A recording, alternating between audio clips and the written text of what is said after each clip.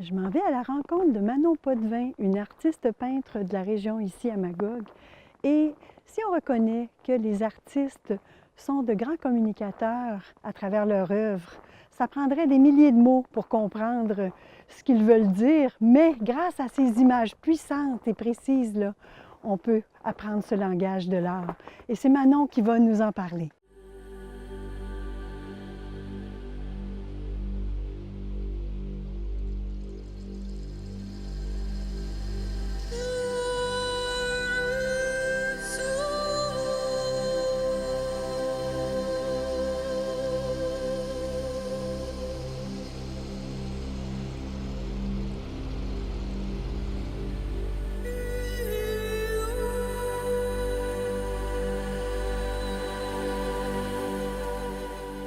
Dans la découverte de l'art et de la beauté de la nature dans l'art, Manon, pourrais-tu nous parler de ton parcours d'artiste et comment tu y es arrivée? Ça a été un parcours qui n'a pas été en ligne droite avec un plan tout préétabli. Ça a vraiment été une suite de circonstances qui m'ont amenée, je dirais même ramenée, parce que dans le fond, j'essayais de ne pas voir l'évidence que de ce qui m'habitait, tout ce monde de l'art, là, cette sensibilité-là pour les arts. Okay. Puis ça date de quand, ça? Toute petite, c'est ce qui me réussissait le mieux, c'est ce qui m'inspirait. Tout ce qui était spirituel ou artistique, vraiment, ça m'animait. Par contre, j'en étais pas encore consciente. On va vers ça tout naturellement, petit, mais on n'a pas encore l'étiquette à se dire « Ah, moi, c'est ça mes forces » ou... Tu me parlais tantôt des tempêtes de neige. Oui! Que faisais-tu? Oui, quand il y avait des grosses tempêtes de neige, moi, je pouvais aller à l'école à pied. J'étais à Montréal à l'époque. Puis, je savais qu'il y aurait presque personne qui se rendrait quand que les tempêtes étaient vraiment fortes. Puis là, j'arrivais, le brigadier était tout surpris de me voir arriver, puis ça demandait ce que j'allais faire à l'école. Mais je savais très bien qu'en arrivant à l'école, il y aurait un ou deux élèves dans la classe, que le professeur ne retournerait pas, mais qu'elle ouvrirait la grande armoire remplie de papier construction, les ciseaux, la colle, les crayons. Puis que là, je pouvais passer une demi-journée à bricoler. C'était la liberté, le bien-être total. Okay, le plaisir. Ah oui, oui, oui, absolument.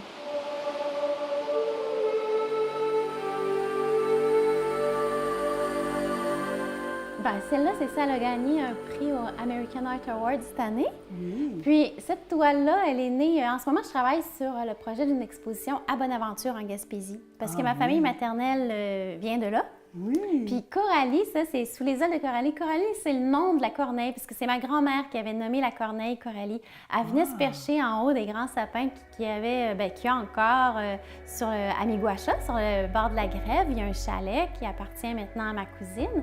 Okay. Puis la corneille, à tous les matins, elle venait là. Fait que c'était mon réveil de vacances. Oui, c'est ça, c'était elle qui venait crier. Puis ma grand-mère, elle l'avait nommée Coralie. Puis là, c'est Miguacha que j'ai peint avec la pointe au corbeau. Lance au corbeau que ça s'appelle. Oui, lance au corbeau, oui, j'ai déjà entendu ça. Oui, c'est magnifique. C'est les falaises rouges là-bas. Okay. Puis c'est ça, c'est une toile qui témoigne un peu de mes matins au chalet à Miguacha. Parce que mon grand-père avait installé une balançoire aussi en bas des sapins, après les grosses branches. Fait que on se réveille bien de bonne heure, puis les parents, c'est long, on les attend pour le petit déjeuner. Oui. Puis ce serait donc toi, ça? Oui, c'est ça, c'est moi avec Coralie. À travers tes œuvres, quel est le message que tu veux transmettre aux gens qui les regardent? C'est toujours à peu près le même, mais de façon différente. Puis ça dépend de ce que je suis en train de vivre personnellement. Chacune des toiles est témoin d'un moment de ma vie que je suis orientée, ma pensée est orientée vers quelque chose que je digère, que j'assimile. Puis le message, c'est toujours cet émerveillement devant l'intelligence de la vie qui est omniprésente partout. Peu importe des fois si l'apparence semble troublante de certains moments dans notre vie, je regarde ça puis je me dis, il y a une intelligence, ça tend toujours vers l'harmonisation. Tout est toujours parfait, tout est toujours à sa juste place, en son juste temps. Mais on ne le voit pas ça tout le temps, tout de suite. Des fois... C'est vrai, on a besoin du recul, hein, parfois, oui. pour le voir. Oui, parce que des fois, le cadeau, il est drôlement emballé.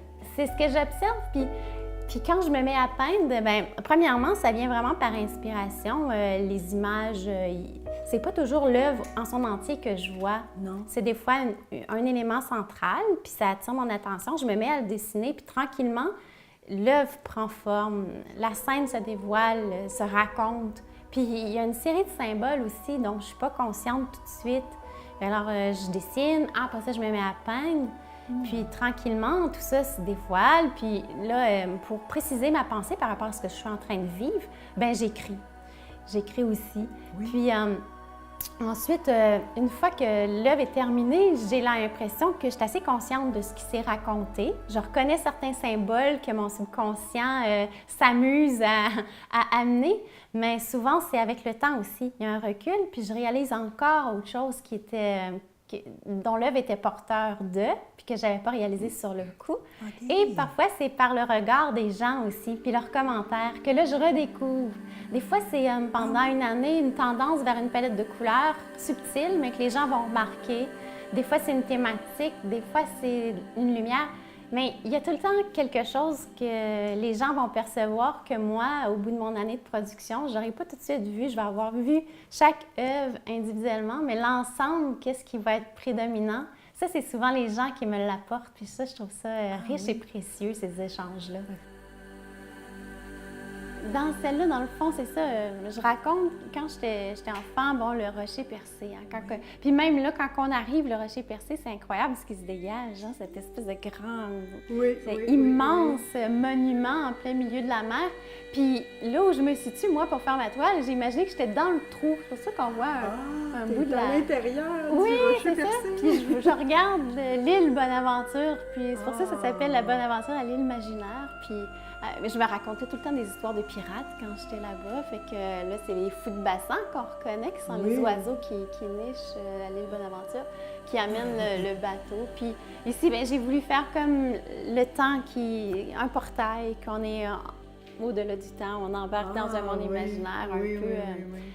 Manon, comme dernière question, j'ai pensé te permettre, mettons, de rêver à un entretien que tu aurais avec le nouveau député de notre comté, qui est M. Gilles Bélanger, qui a beaucoup d'affinités avec le monde de l'environnement.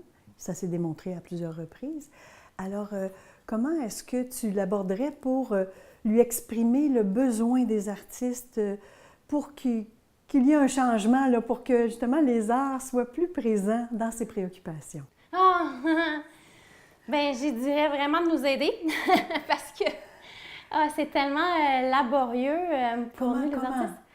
Vraiment, là, il n'y a pas de... Là, en ce moment, il va y avoir la révision de la politique culturelle. Oui. Puis, on a fait beau... Là, ça, c'est à la ville de Magog. À la ville, oui. Je ne sais pas... je trouve pas qu'on est supporté au niveau des subventions, de toute l'aide. On nous demande toujours de faire juste nos demandes de subvention, on nous demande des semaines de travail en plus de nos semaines en atelier. Fait que c'est de faciliter ça, de mettre des gens vraiment qui sont spécifiques aux arts, puis avec la connaissance de notre réalité en tant qu'artiste, puis de vraiment venir nous apporter un support, parce qu'on nous demande à nous de s'y connaître à tous les niveaux. On est des artistes, on peint. Au niveau politique, au niveau, même juste remplir une demande de subvention, c'est complexe.